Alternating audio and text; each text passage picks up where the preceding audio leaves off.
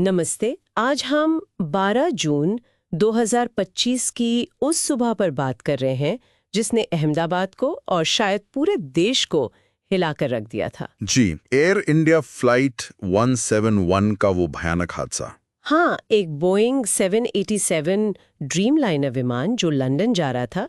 242 लोग सवार थे और उड़ान भरने के बस 1 मिनट के अंदर ही सब कुछ बदल गया। बिल्कुल, एक सामान्य सी सुबह थी, लोग यात्रा के लिए निकले थे और फिर अचानक आसमान से जैसे कयामत टूट पड़ी। विमान ने सरदार वल्लभ भाई पटेल एयरपोर्ट से टेक ऑफ किया। सब नॉर्मल लग रहा था शायद शुरू में। हाँ, शुरुआती कुछ सेकंड्स तो शायद सामान्य ही रहे होंगे, लेकिन फिर रिपोर्ट्स के मुताबिक विमान अस्थिर होने लगा। और इससे पहले कि शायद पायलट या कोई और कुछ समझ पाता या कर पाता, जी, बहुत कम समय था। विमान तेजी से नीचे आया और सीधे मेगानी नगर में एक मेडिकल हॉस्पिटल की बिल्डिंग पर जा गिरा। वो तस्वीरें, उफ, आग, धुआं, चीखें और फिर वो भयानक खामोशी। ये सिर्फ एक प्लेन क्रैश नहीं था। नहीं, बिल्कुल नहीं, ये दोहरी त्रासदी थी। विमान में जो 242 लोग थे, उनमें से सिर्फ एक को छोड़कर 241 लोगों की जान चली गई। 241? हाँ, और फिर जहां विमान गिरा, वो हॉस्टल की इमारत, वहां भी 19 छात्र और स्टाफ मेंबर्स, वो भी इस हादसे का शिकार हो गए। मतलब कुल मिलाकर 260 जानें चली गईं। जी, 260 मौतें और 60 से ज्यादा लोग घायल भी हुए। सोचिए उन छात्रों के बारे में जो उस वक्त हॉस्टल में थे, अपने कमरों में, उनके लिए वो मंजर कैसा रहा होगा। प्रशासन ने तो तुरंत एक्शन लिया होगा, मतलब फायर ब्रिगेड, एनडीआरएफ। हाँ, बिल्कुल। रिस्पांस बहुत तेज था। फायर ब्रिगेड की गाड़ियां, एनडीआरएफ की टीमें, एम्बुलेंस, सब फौरन मौके पे पहुंची। बचाव कार्य शुरू भी हुआ। लेकिन टक्कर इतनी जबरदस्त थी और आग इतनी भयंकर कि ज्यादातर लोगों को बचाने का मौका ही नहीं मिला। बहुत देर हो चुकी थी शायद। एक अच्छी बात यह हुई कि विमान का ब्लैक बॉक्स मिल गया है, फ्लाइट डेटा रिकॉर्डर और कॉकपिट वॉइस रिकॉर्डर दोनों। अच्छा, तो अब उम्मीद है कि पता चलेगा आखिर हुआ क्या था। जी, सारी उम्मीदें अब उसी डेटा के विश्लेषण पर टिकी हैं। डीजीसीए और एएआईबी यानी एयरक्राफ्ट एक्सीडेंट इन्वेस्टिगेशन ब्यूरो, ये दोनों भारतीय एजेंसियां जांच कर रही हैं। और क्योंकि ये बोइंग विमान था, तो अमेरिकी और ब्रिटिश एक्सपर्ट्स भी होंगे। बिल्कुल, यूएस की एनटीएसबी और यूके की एएआईबी, दोनों के विशेषज्ञ शामिल हैं।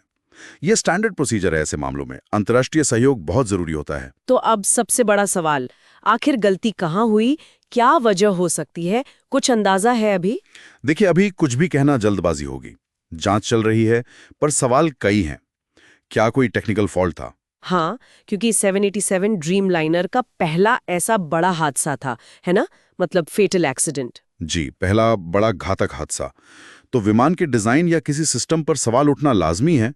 या फिर क्या कोई बर्ड हिट था टेक ऑफ के तुरंत बाद? बर्ड हिट भी एक संभावना है। बिल्कुल, कम ऊंचाई पर ये एक रिस्क रहता है। या फिर इंजन में कोई समस्या आई, पायलट एरर की संभावना से भी इनकार नहीं किया जा सकता।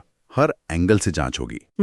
ये भारतीय एविएशन इतिहास की सबसे दुखद घटनाओं में से एक बन गई है। निश्चित रूप से बहुत बड़ी त्रासदी है ये। लेकिन इस अंधेरे में एक छोटी सी रोशनी भी है। वो अकेले जीवित बचे यात्री की कहानी। हाँ, वो वाकई एक चमत्कार है। एक ब्रिटिश नागरिक जो इत्तेफाक से इमरजेंसी एग्जिट के पास बैठे थे, वो बच गए। उनका बयान भी आया था कि मैं सिर्फ भगवान का शुक्रिया अदा कर सकता हूँ, सब एक सपने जैसा था और मैं जिंदा हूँ। जी, उनकी कहानी एक उम्मीद जरूर देती है, लेकिन साथ ही ये याद दिलाती है कि बाकी 241 परिवारों ने क्या खोया है। हाँ, कितने सपने थे उस विमान में। कोई माँ का बेटा घर लौट रहा होगा, कोई नई नौकरी के लिए जा रहा इंजीनियर, कोई हनीमून कपल, कोई डॉक्टर। सब एक पल में खत्म हो गया। और ये हादसा कितने सवाल खड़े करता है, एविएशन सेफ्टी पर, मेंटेनेंस पर, पायलट ट्रेनिंग पर। बिल्कुल, हमारी तकनीक पर निर्भरता, इन सब पर गंभीर सवाल उठते हैं। जांच के जो नतीजे आएंगे वो बहुत अहम होंगे। उम्मीद है उनसे कुछ ठोस जवाब मिलेंगे। हाँ, ताकि भविष्य में सुरक्षा को और पुख्ता किया जा सके। जी, स्रोतों से ये साफ है कि जांचकर्ता हर पहलू को खंगाल रहे हैं, कोई कसर नहीं छोड़ी जाएगी। तो आज हमने इस दुखद घटना से जुड़े जो तथ्य अब तक सामने आए हैं, उन पर एक नजर डाली। विमान का उड़ान भरना, वो भयानक हादसा, बचाव कार्य और जांच की शुरुआती दिशा। हाँ, और सबसे जरूरी, उन 260 लोगों को याद करना जिन्होंने अपनी जान गंवाई। ये घटना हमें याद दिलाती है कि जिंदगी कितनी कितनी अनिश्चित है। जिंदगी का क्या भरोसा। बिल्कुल। लेकिन ये हमें सबक भी देती है कि ऐसी त्रासदियों की जड़ तक जाना कितना जरूरी है ताकि भविष्य में ऐसा दोबारा ना हो। जांच के नतीजे शायद कुछ मुश्किल सवालों के जवाब दें। और एक सवाल शायद हमारे सोचने के लिए छोड़ जाती है घटना, कि हम तकनीकी तरक्की और इंसानी सुरक्षा के बीच वो सही संतुलन कैसे बनाए रख सकते हैं।